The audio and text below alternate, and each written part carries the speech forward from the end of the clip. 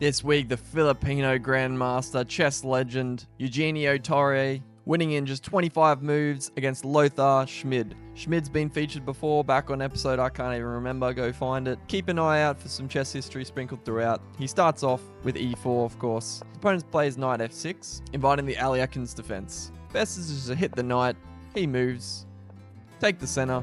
Usually you keep chasing around this knight a bit more, but first off we get our pieces out. They pin our knight to the queen. We unpin, they bring their pawn up, we castle, they bring their bishop out. We hit the knight again, he moves. Try and get this bishop out of the way, he's a bit annoying. They go back, we take the pawn here, they recapture, and we bring our knight in. Reinforcing this guy so that if the bishop ever takes, we can still defend this weak pawn here with our knight instead of taking with the bishop. They apply pressure here, trying to gang up on our weakness. We've got to get our dark square bishop out, so we push this guy up, create a little hole for him, reinforce this pawn. They want to claim the center a bit. We decide we feel like kicking this knight around a little bit more. He's moved a few times. We want to make him move a few more times. Knight goes back. We get our bishop up. Development's almost complete. They castle. We throw in this a3 move. Just restricting this knight. We're just making his life miserable and hard. We don't want him going anywhere. He can't go this way, and now he can't go this way.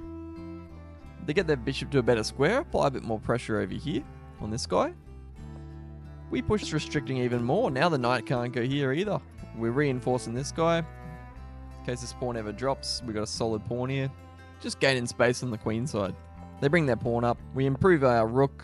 They're sick of the pawns running at them all up in their face, so they try and break through a little bit. We take. Queen takes. We put our queen in a risky position here. They slide their rook over, lining up with our rook, trying to take control of this file. This is where the battle usually is. We prepare as a double. They decide it's time to trade off this knight over here. We take back. Play this funny looking move. It looks like they just want to get their knight in here. Probably hit the queen, reroute, put their knight on. You want to put it in front of your furthest advanced pawn. That's a nice, beautiful little outpost for his knight here. We carry on with our plan. We double. Knight comes in, hits our queen. Schmid thinks he's got everything under control. He's about to put his knight here. Happy days. Torre, the Filipino chess legend, hits Schmid with a savage move. Bishop a6. Completely caught him off guard. This wasn't what he was expecting.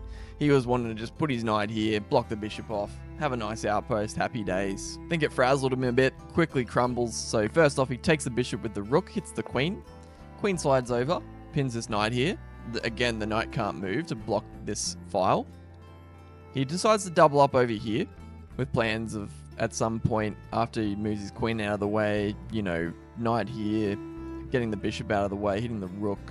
He's got some good ideas, but we can come in straight away, and Schmid just crumbles. He plays his queen over here, going for this plan, but he just miscalculated. Got the rook c8 check, just missing that this queen was stopping the back rank here.